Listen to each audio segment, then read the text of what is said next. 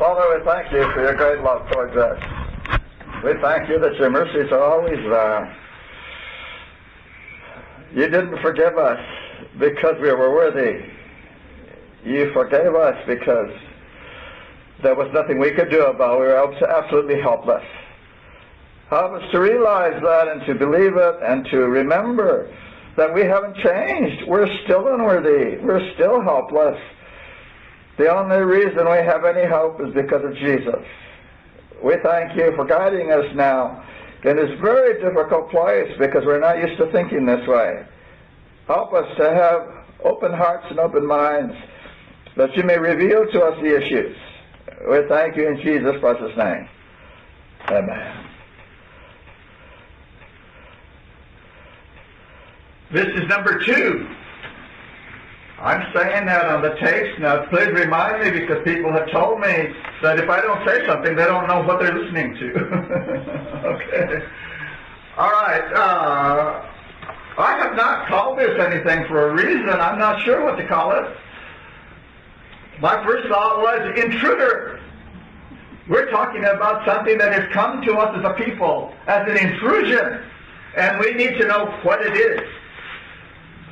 But I'm not sure I should do that. I think we can so far call it Alpha and Omega, because that's really where we're headed with this. All right, I want to try to keep a continuity here. The last sentence that we said last time was about the flesh. What is it that man is held responsible for? The deeds of the flesh. That one sentence destroys spiritualism in all of its forms.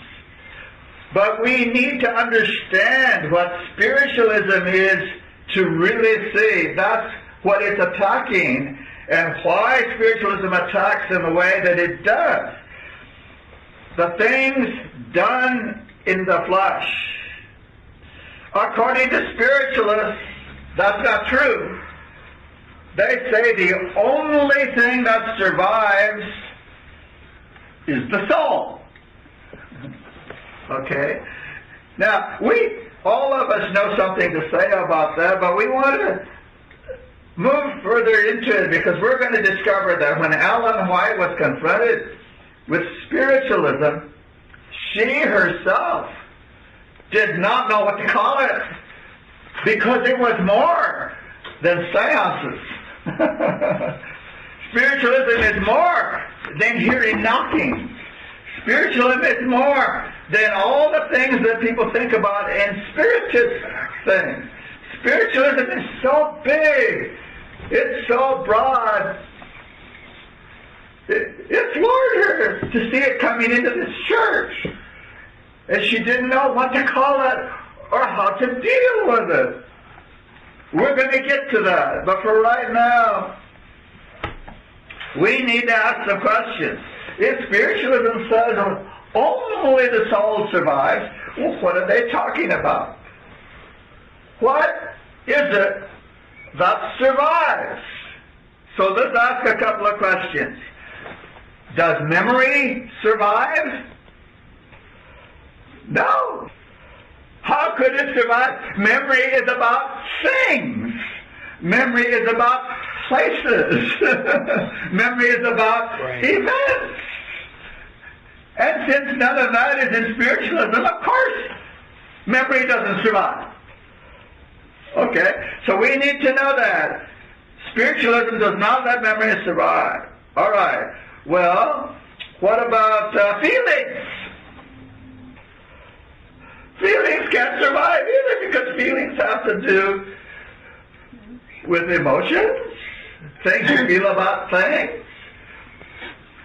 So what about love? Here we go. Can love survive? You can't possibly have love survive because you have to love something or someone. That's material. That's matter. That's space. Okay? So spiritualism does not allow love to survive. Well, I think we can see right away there's something happening here we can recognize has nothing to do with Christianity. See? If memory doesn't survive, feelings don't survive, love doesn't survive, that's all too material.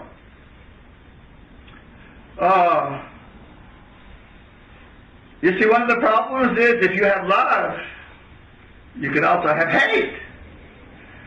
And you can have passions. You can have jealousy and all that. And none of that is any good to a spiritualist. That's all tied to the body. And the body is evil. That's why it does all those things. See? The body does not survive. So, everything that we have said so far is against pure spirit, what they call pure spirit. So what is pure spirit? Well, whatever it is, it doesn't have any of these things that we just talked about. Pure spirit is just,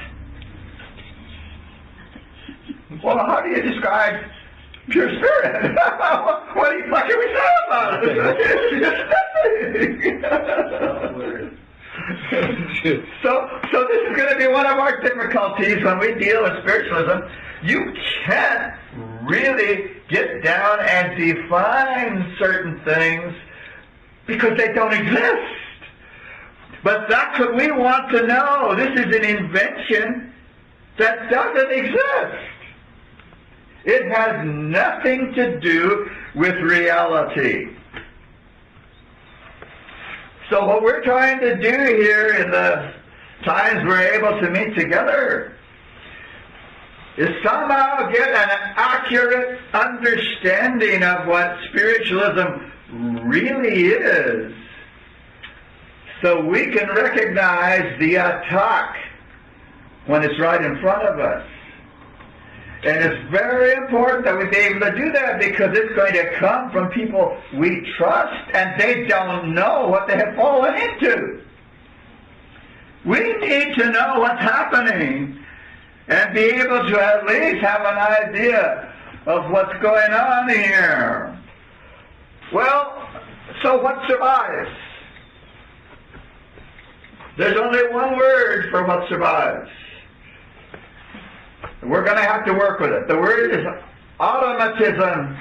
Things just happen automatically. And we'll see this in a form we can understand in a little bit here. This is the only thing that survives. It's everything that's automatic. Now, what's automatic? Well, if you're not thinking, if you're nothing, the only thing that survives the soul is an automaton. You just do what souls do without any thinking. And there comes out a robot without a body. This gets worse as you go along here. As you begin to analyze what spiritualism teaches, you wonder, how could anybody go for this? The whole world is going for it. Every church goes for it, and it's creeping into our church. And I will give you specific instances.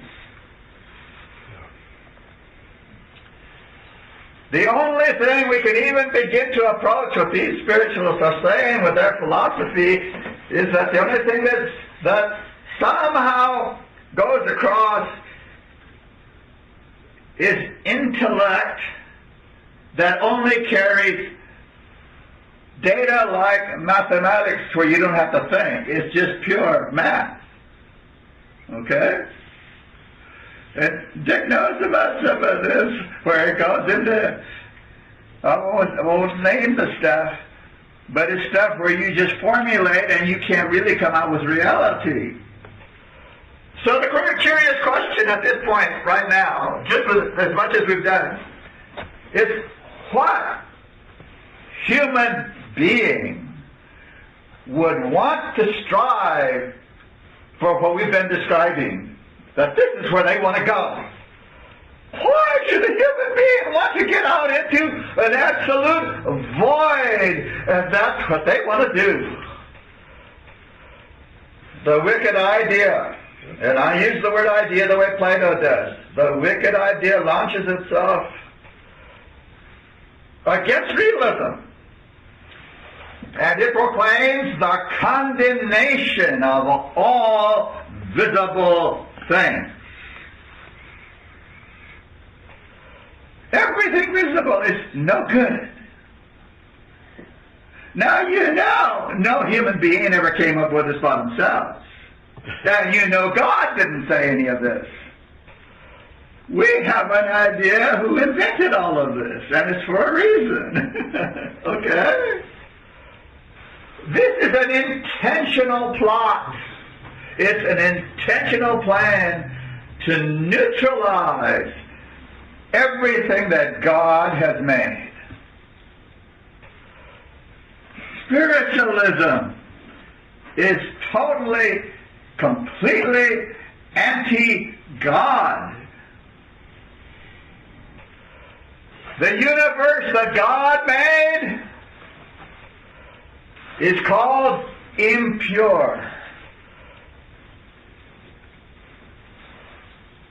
Yeah, everything that God made is impure. And as soon as we catch that, we can see spiritualism is teaching blasphemy. It's saying that what God does is evil. Well, we should be asking a question about now. How could spiritualism ever get into the Seventh-day Adventist Church? That's impossible. Oh, really? Really? You know why there's a possibility of it coming into the church? It's because the people in the church don't know what spiritualism is. How do you defend yourself against something you are totally ignorant about? And people put themselves in the position of not wanting to know because they think it's Christian not to know anything about spiritualism. Yeah. This is another trick of the devil to keep us uninformed. There's only one way you can know what he's up to.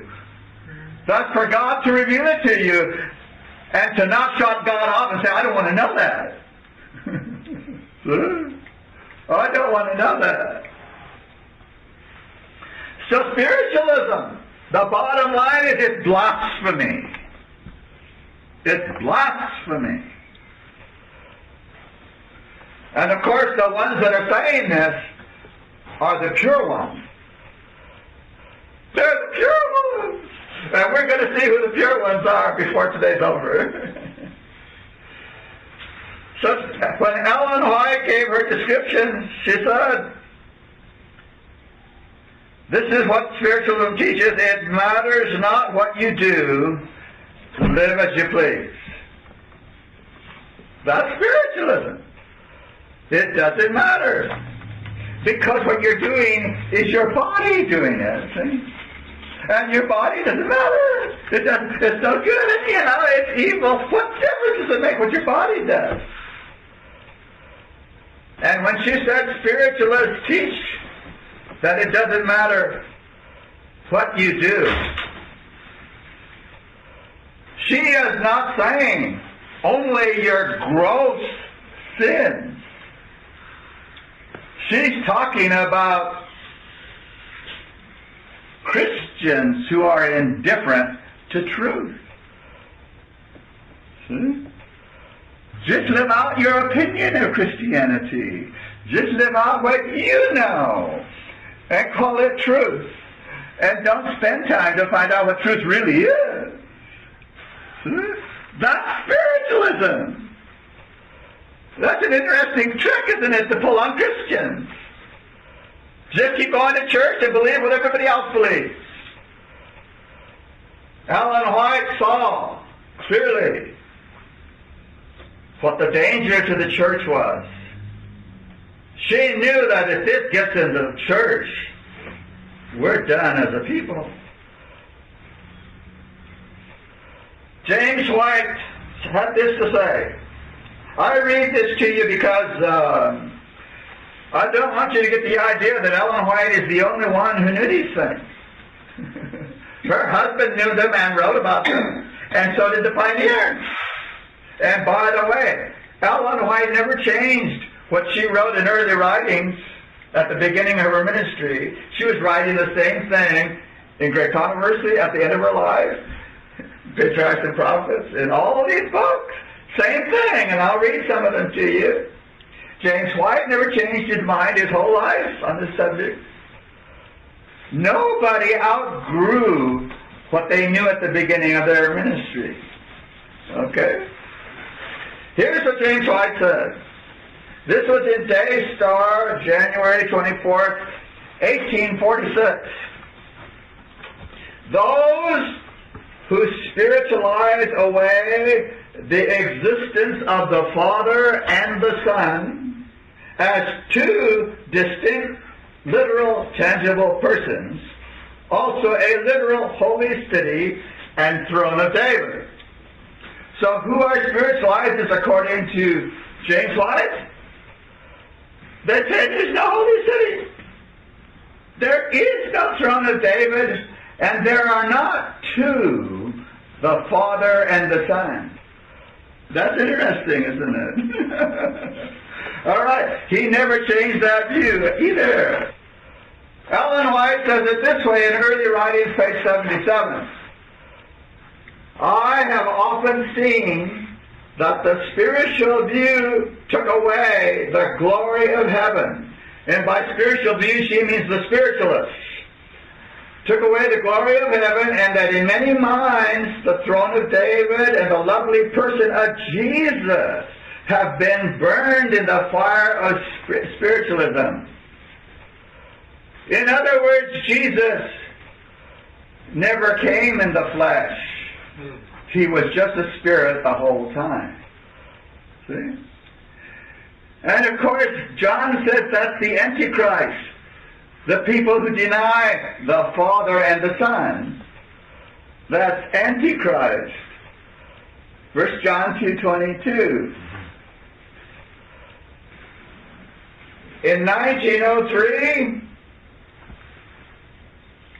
now we just read from early writings, that's at the beginning of her ministry. In 1903, that's at the other end of her ministry, I'm going to read this statement. This is in 4 Manuscript Releases, page 60. Heaven is not a vapor. It's a place. Now, why is she saying that? Because John Harvey Kellogg had stood up, the spiritualist in our ranks, introducing the Alpha apostasy. He said heaven is a vapor. He wrote it, and he said it to Elder Spicer. And he really confused Elder Spicer for a while. He said, what are you talking about? What are you saying? Heaven's a place. It's a real place. And Ellen White's writing it. Heaven is a place. Okay? Christ has gone to prepare mansions for those who love Him. Those who, in obedience to His commands, come out from the world and are separate. By the way, these statements are so loaded, we could spend days just talking about sentences the way she writes them. She did not say heaven is for the people who have faith alone. Nobody who has faith alone is going to go to heaven. It's faith that works by love and purifies the soul. Those are the people that are going. I want to slow down here because I don't want to start moving into the omega too quickly here. We're talking about the alpha right now. We are preparing the ground to understand what Kellogg and his associates brought into the church and how Ellen White met it. All right, continuing.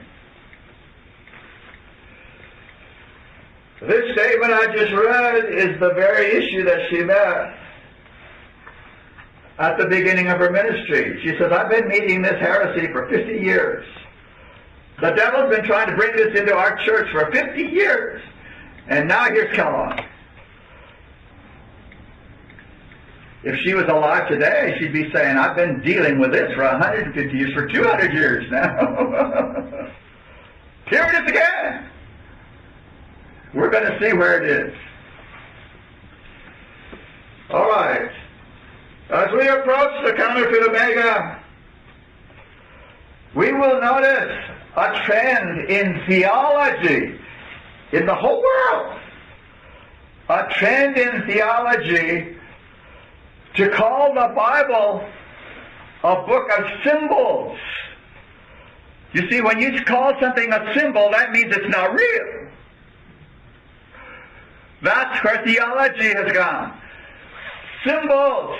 You may recognize this word. The really muck theologians use the word demythologize. It's their work to take all the myths out of the Bible. And of course everything is a myth to them. The virgin birth is a myth. It's not true. It's not real. It's spiritual. See? That's what spiritualists do. They spiritualize everything. They turn everything into symbols. They demythologize. They take everything away from you. I'm just using the word theology right now because the word theology is something we know about as a people. The pioneers knew about theology. They were not done. They knew what the theologians were doing. The pioneers saw the danger of what we're talking about here. And they set themselves that this was not going to happen to us as a people. They talked about reality. They understood the issues. They saw things we don't understand today. They saw them. They were not going to allow Satan to vaporize the truth, to evaporate it, by making matter evil. They knew that was his first trick. Make all matter evil. It's just hard for me to hold back on where this is going because it's so clear once you see it, where the devil was headed the whole time with all of it and where he still is today. He's into our colleges today. He's got things being taught today that will destroy the Sabbath among us. So far, we have noticed a couple things. Man's philosophy. And when I say man, that's what Paul was talking about. The rudiments of this world, vain philosophy. Man's philosophy is to get away from pain. Man's philosophy is for survival. And his grand escape turns out to be something we did not anticipate. That's why we ignore it as a people. We thought it was a puny philosophy of man. And so we let it go by. We said, we can ignore that. No big deal. We're Christians. But do you know this whole world has gone for this puny philosophy? All of mankind in the East, in the West, all of mankind, because it's not a man's philosophy. It came from a mastermind, a mind that none of us can meet but ourselves. Yeah, it came from the devil himself. He thought of something that has trapped the entire human race. And we're trying to understand some of it here so that we can see, did I just hear somebody say that in the name of Christ? Oh, that gets kind of dangerous, doesn't it? So what is the trick here? With one stroke, Satan gets rid of the problem of conscience and consciousness. One thing. Let's look at that statement here for a moment. Why do we bring up conscience at this point? What has spiritualism got to do with conscience? If you believe the Bible and reality, that makes you a real person. That's called personalism. Now, if you are a real person instead of a spiritualist, all of a sudden you have something. You have feelings. And you have feelings of personal guilt. Spiritualists don't have that. But real people know something about guilt. They know something about evil deeds that they have done.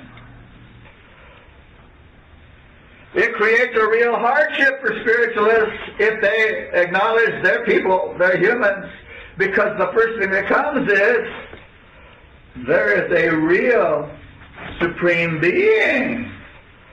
Well, okay, now I have a real supreme being, so what is that? If there's a real supreme being, that means I have to face him in a very personal way. Yes? And if I have to face him in a very personal way, that must mean there's a judgment. And if there's a judgment, can punishment be far behind? So this is a real problem that spiritualism is trying to get rid of. And so spiritualism says, you are no longer a human. Because your body is meaningless. Your emotions are meaningless. Anything you do, in fact, in that body has no value of any kind.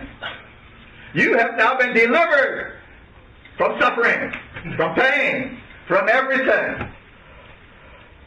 But the thing that spiritualists don't tell people, and that's how we can creep into the church, the thing they don't tell you is this: you don't have to die to become a spiritualist. You don't have to die to become nothing. The minute you receive spiritualism, you get the whole package, because you can't get a piece of spiritualism. You get all of it instantly and universally. You can't pick and choose spiritualism. When you receive spiritualism, you are a spiritualist. Bang! Now that's kind of sad, isn't it? Because many people are spiritualists and they don't know it. They didn't choose it consciously. It just happened to them because they were ignorant. There are students and professors. I'm sorry I have to bring the professors in here because they're the ones that teach the students. There are students and professors who, in our midst, who think that because they understand the concept of dualism, that is paganism having two parts of separation, disruption and all that, because they understand that, they say, well, I could never be a spiritualist, I know the difference. What they don't realize is that just because you know what happens to the body and the soul doesn't mean you know what happens in the rest of the world. Yeah. Dualism is much more than body-soul relationships. It's about everything you do in life. Everything. And that's what we need to start picking up, because Ellen White saw that. And she said, oh, our poor people. They have no way to get ready for this the way we are doing it now at Seventh-day Adventists.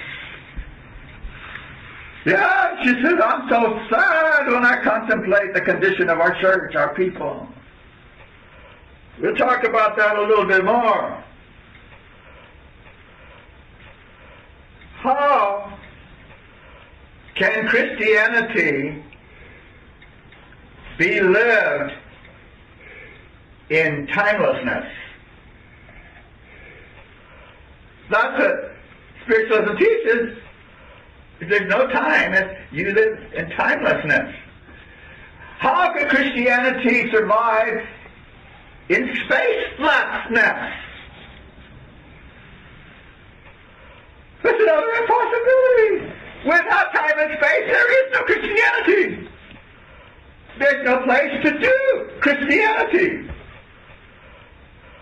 Can you imagine the Sabbath without time? How do you have a seventh day if there's no time? Do you see what the devil's doing?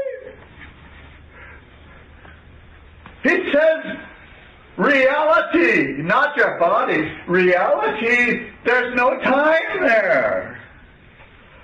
And you say, well, where's the Sabbath? What do you mean, Sabbath? That's for bodies. Evil bodies, created by an evil God. Well, now let's get it down to real business here. Well, what about obedience? How do you obey without space? A place to obey and a time to obey. Or a body. No, without a body. You see, what we're talking about here is the utter destruction of the Seventh-day Adventist Church. The devil has everybody who's lost already. What does he care about then? He has all the apostate churches. What does he care about that? He's been getting ready for the Seventh-day Adventist Church for 6,000 years. Yeah. We're talking about something big, big. We're not talking about a little apostasy of theology there, a little bit of new theology there, a little bit. I got so mad over that. Come on! We're talking about something big. Something that's working. Didn't Christ die on the cross of the real body? Yeah. Nothing would have happened if Jesus didn't come here. A body thou hast prepared me. There's no plan of salvation. We'll talk a little bit more about this, yes? The issues in Christianity really are very simple, but that's the problem. What Satan has done is also very simple, and that's why he's trapping the whole world. Some people are very wary of what we're talking about here because they're so far away from it. They're just not used to being involved with it. The word reality bothers people when they first hear it. They say, wait a minute, I've read my Bible. I have not found the word reality. Okay, so you haven't found the word reality. There's a few other words you haven't found in the Bible. Trinity is one of those. Mm-hmm. What are you going to do with that? Well, now wait a minute, that's different. No, it's not different.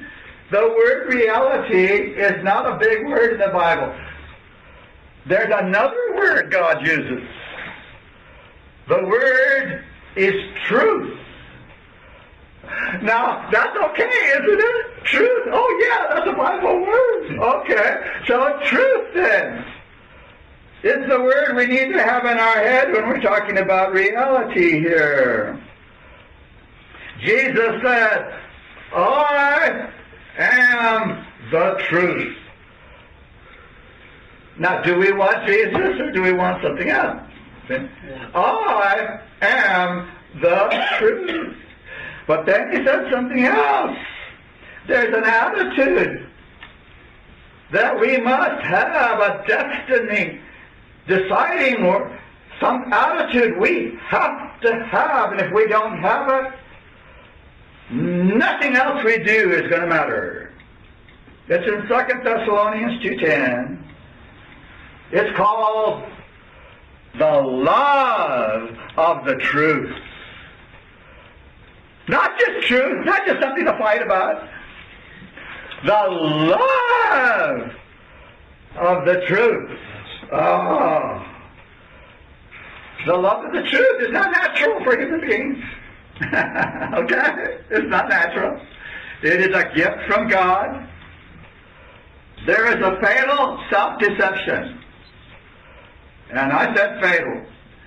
That fatal self-deception is to reject the gift of God to love the truth and to retain what's natural, which Paul calls the deceivableness of all unrighteousness.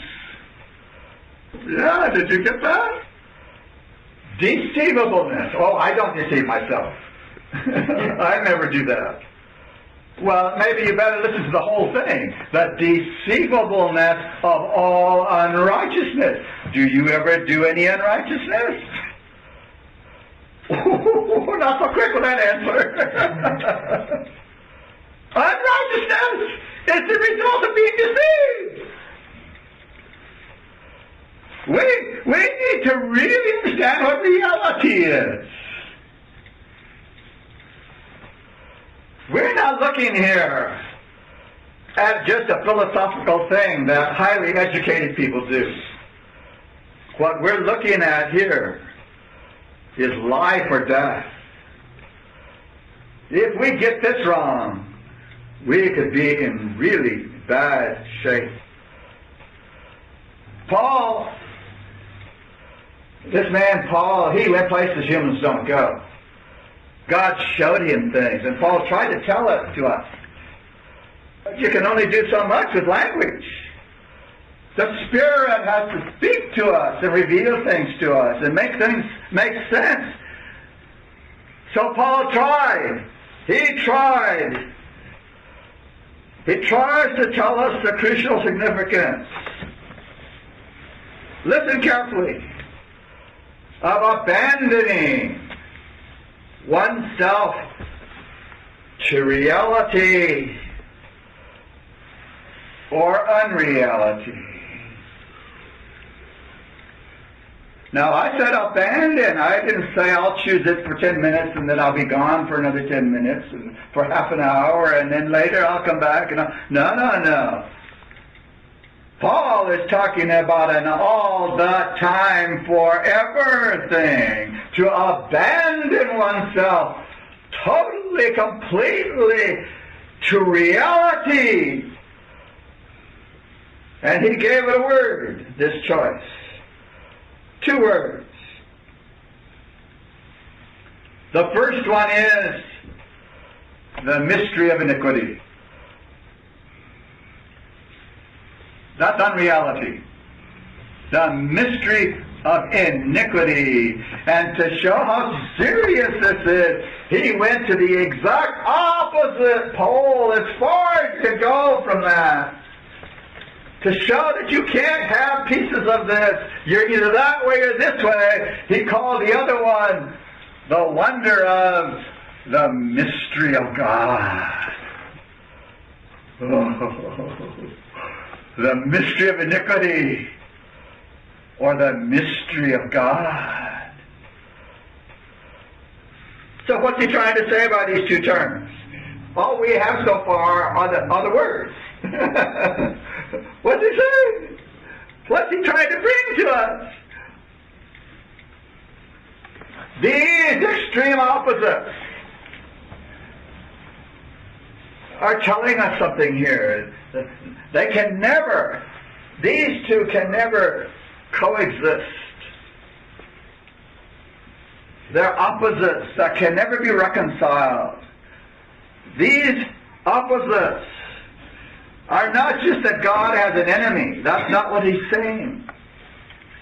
He's trying to tell us who God is and what he has done in the creation. And somebody who's trying to destroy everything that God has done. There's something here we need to pick up on. It's radical what he's trying to tell us. He's trying to bring us to concrete realism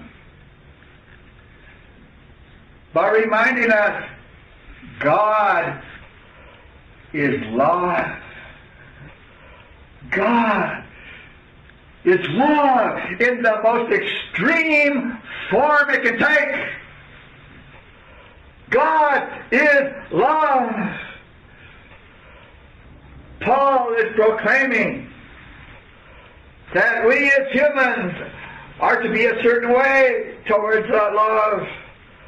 There must be something spontaneous and unreserved, a willingness to go all the way up or down. There are no other alternatives. All the way up or all the way down. And when Paul speaks, it's no theoretical announcement. He is telling the truth, reality. And we all know it's reality who have been listening, because the angels sing the song of reality. Peace on earth, goodwill towards men. That's the Father talking. Peace, shalom, prosperity, health, goodness. I have nothing but goodwill. That's what the devil doesn't want any of us to know.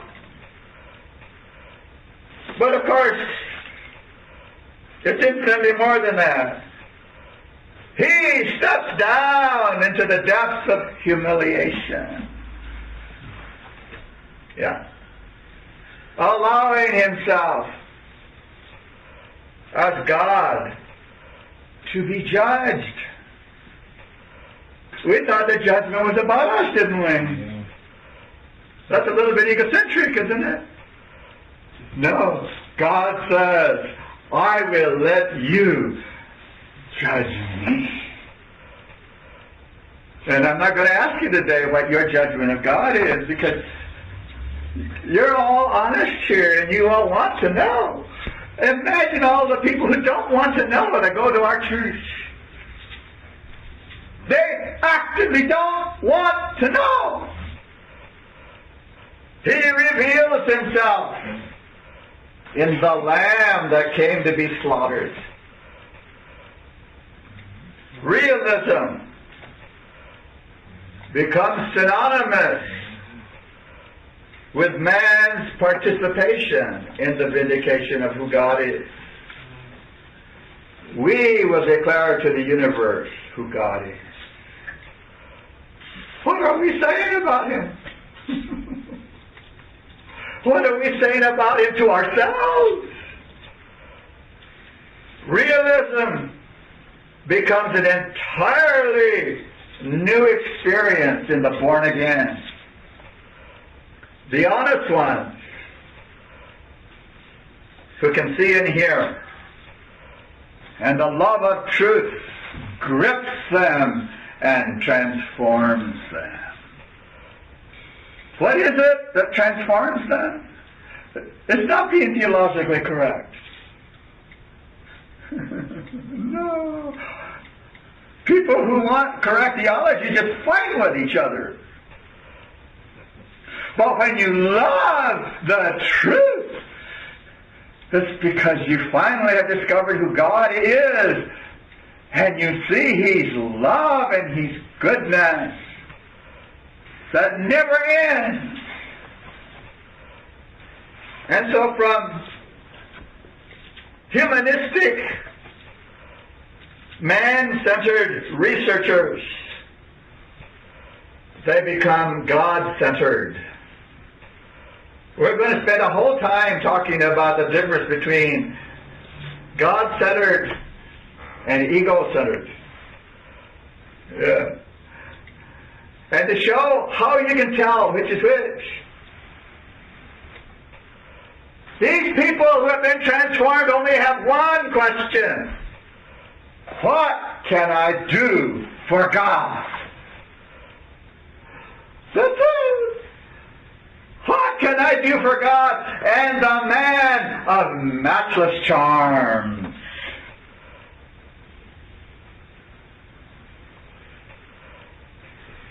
How can I have maximum effect on every person I meet to show them that God is righteous? God is good, always good. This is the penetration of the love of truth in the heart. That's what happens to a person. They're not trying to get saved. They're not trying to get good enough. They're not bugging everybody else that they don't see things the way they see them. It's transformation that comes from God Himself. We just have to let Him. We have to let Him be God. And that's how He's glorified. When we let Him be God to us. So the mystery of godliness is revealed without controversy. Great is the mystery of godliness. God was manifest in the flesh. God did not disdain to take the flesh. What He created was very good. And that's what He takes upon Himself. Very good. The truth of the ages is accepted in its full stupendous reality. We must believe in the literal, tangible incarnation of the Son of God. It's the place spiritualism cannot go.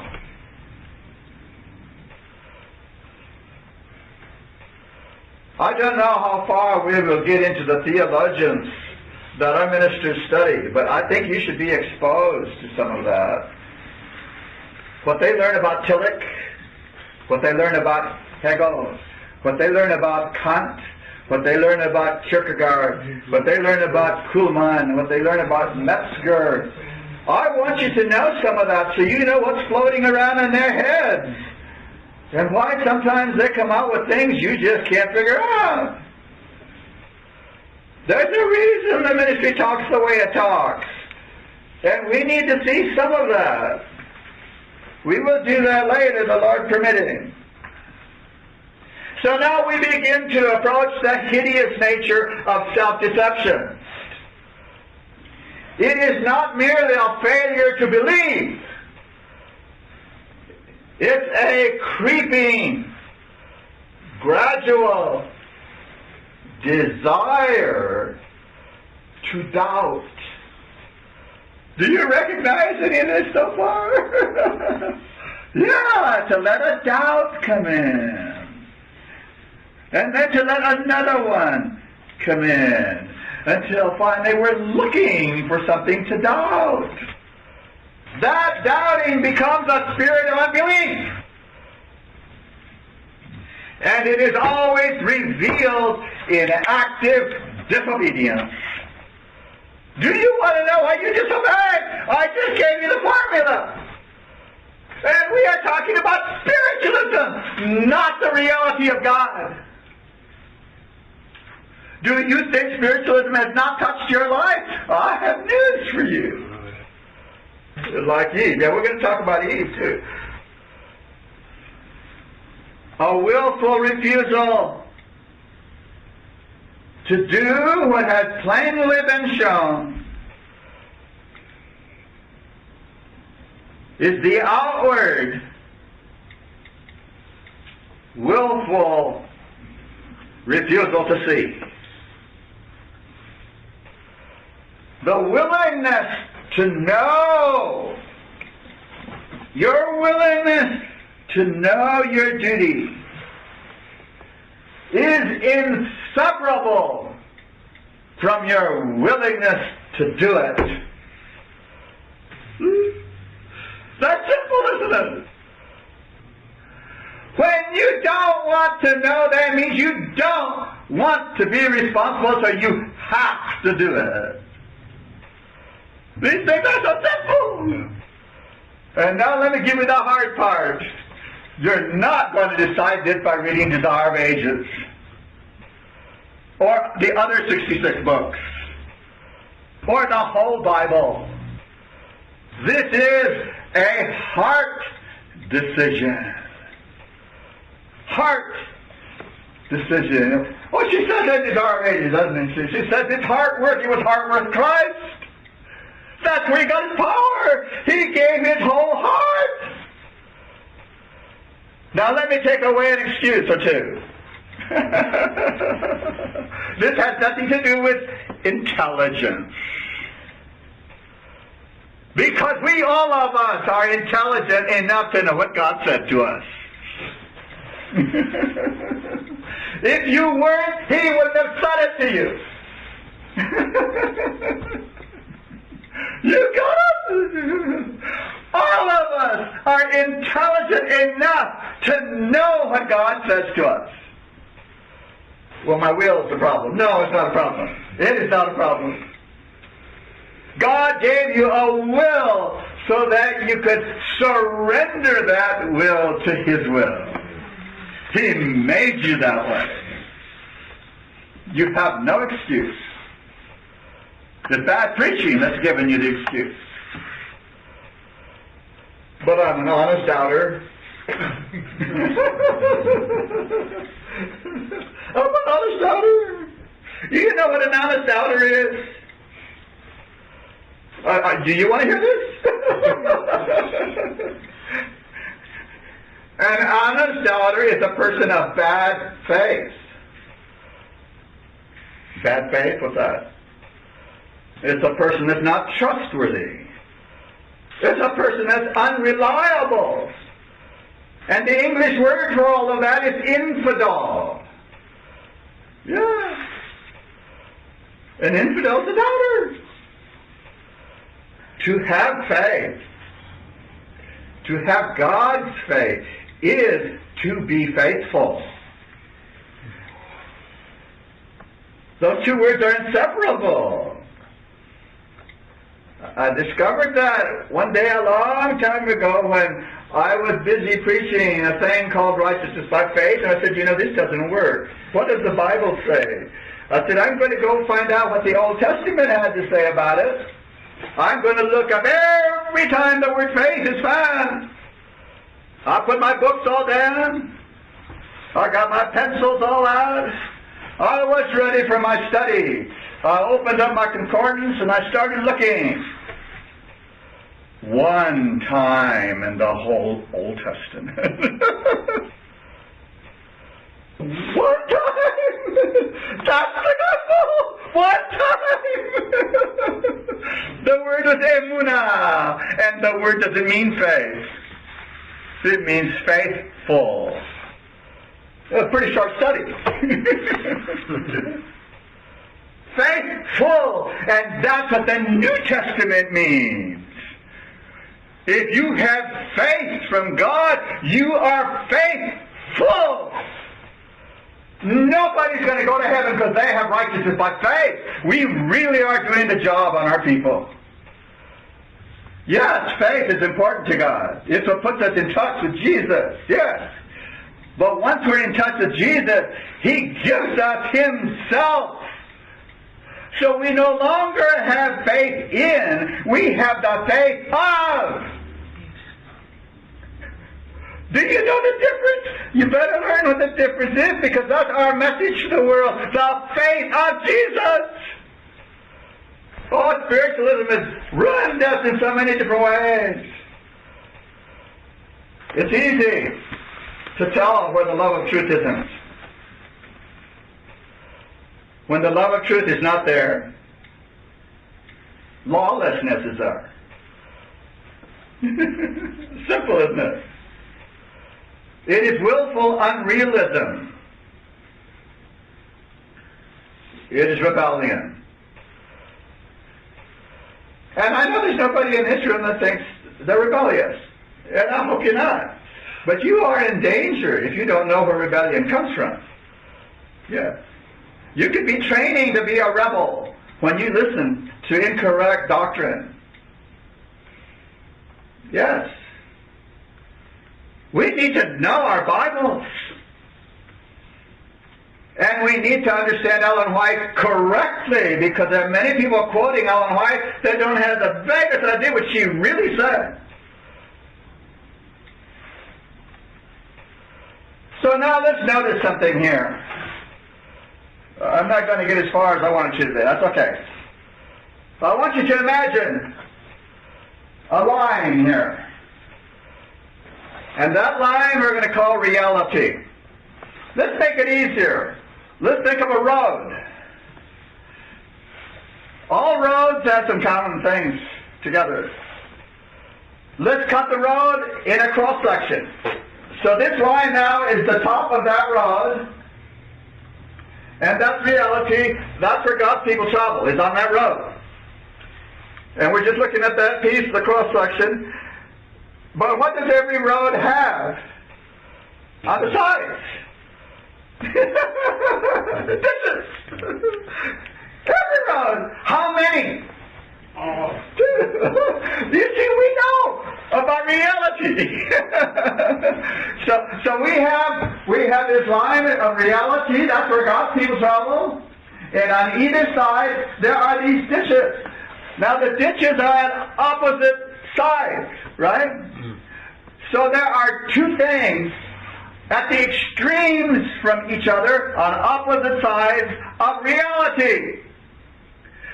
So far we have just touched one of them, and we're going to take a couple more times to really see about spiritualism, which is one of the ditches. If you don't stay in reality, the ditch of spiritualism is waiting for you on this side. But there's another ditch. What is that ditch? Well, what would be the opposite of pure spirit? Pure matter. So you have pure spirit over here, and you have pure matter over here. Two opposite ditches. And so, well, where are we going with this? Well, first of all, we've already talked about pure spirit, so that you understand that's nothingness. But let's look at this matter thing. What would pure matter be? You see, this is another side of the philosophy we need to understand, because Ellen White saw three things. Yes! I know you've never seen this before, because there are no books out that you can get this from. None of our, I won't say it that way. we have spiritualism, we have materialism, and there's a third one, and you have to get the three of them together to understand what God showed Ellen White. And I'm sorry, we can't get this done in 10 minutes. Okay. Materialism. You say, oh, that's the United States, isn't it? That's America, that's me, maybe. Materialism. But what is pure materialism? That's different than materialism. Pure matter. Well, we could say this about pure matter. It has always been. Can you process that? Pure matter has always been. Well, the first thing we can get from that is, that means matter has never been created, because it's always been there. You don't need creation when you get pure matter. Now we know spiritualism is trying to get rid of God, and we get to the other side of the road, and it's doing the same thing. You don't need a creator. It matters, it's always been there.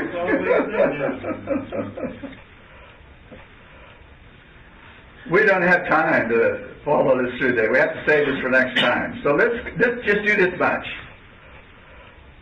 In order for Satan to destroy the Seventh-day Adventist Church, he's got to get this extreme to combine with this extreme to make a third thing. And you say, well, how in the world do you ever get pure spirit and pure matter to get together? How can you do that? Well, we're going to find out how the philosophers do that. And it is so terrible that Ellen White said, I fear for our people. I fear for our people. They won't ever know what hit them. Yeah, they will. The true remnant will. The churchgoers are never going to see this until it's too late. She says it will come to them as an overwhelming surprise. That's terrible. To be sitting in that church pew every week, and then when the reality hits, you don't know what you're doing. It comes as a terrible surprise. Let me just do this last little bit for today, because we can start with this next time, Lord willing. The philosophers have understood that side of the ditch and that side of the ditch, but they have tried to ignore those two ditches because they know spiritualism is the one they want to be in. But they found out they couldn't. Plato himself, in one of the last verses he wrote, Timaeus, admitted something that few people who study philosophy have seen. He says, you know, this idea about the body being nothingness, about my being able to absolutely neglect it and ignore it, is okay in the books. But there are times when I just cannot ignore it. It's called the lusts of the flesh. The philosophers could not say they never had it. Yes! They knew they had a body! Yeah. And now intellectually they had to admit, my system needs something more than a pure spirit. I've got to get matter, pure matter, over to the pure spirit and somehow merge them. That's what Ellen White saw. The merger of these two opposites. And it is such a terrible, monstrous thing that it comes out of the deep abyss. Yeah, Revelation tells us about this. That's where we're headed right now. We want to understand what it says in Revelation 11. Out of that deep abyss comes the devil's tool to destroy the Seventh-day Adventist Church. I think we need to know some of it. So let's see what we can do to expose this. Ellen White is the only person on this entire earth who ever did it. And the devil hates her. He hates the spirit of prophecy writing. That's why he's trying to get rid of it in our church. He hates anybody who believes the spirit of prophecy the way it reads. He hates the pioneers. He hates, I could give you the list and I can show you the books where they back him up in our localities. What to say? Where is that found for Illinois up the what? Which one? The last. Early Roddy 77, I think was the last one I quoted. Maybe not. Maybe not.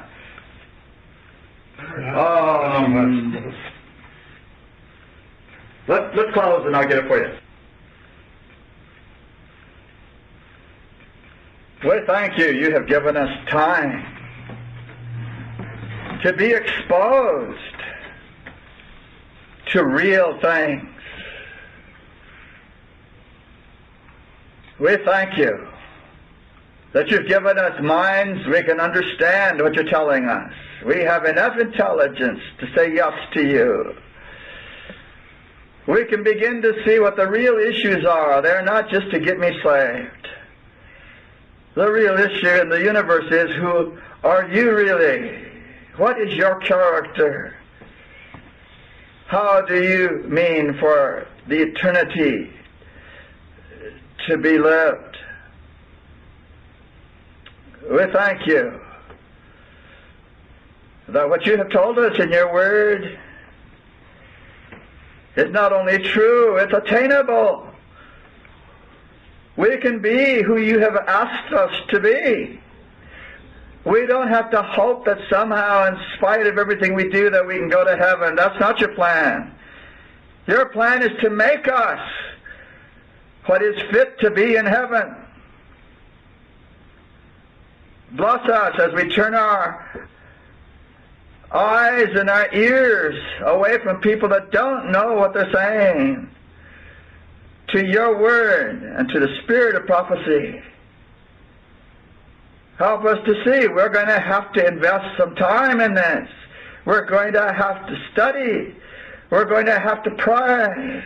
We're going to need to meditate. And above all things, we need to hear your voice. We thank you that you want to talk to us. You want to be in touch. You yearn over us. May we surrender it all to you, that we may be what you want us to be. In Jesus' precious name, amen.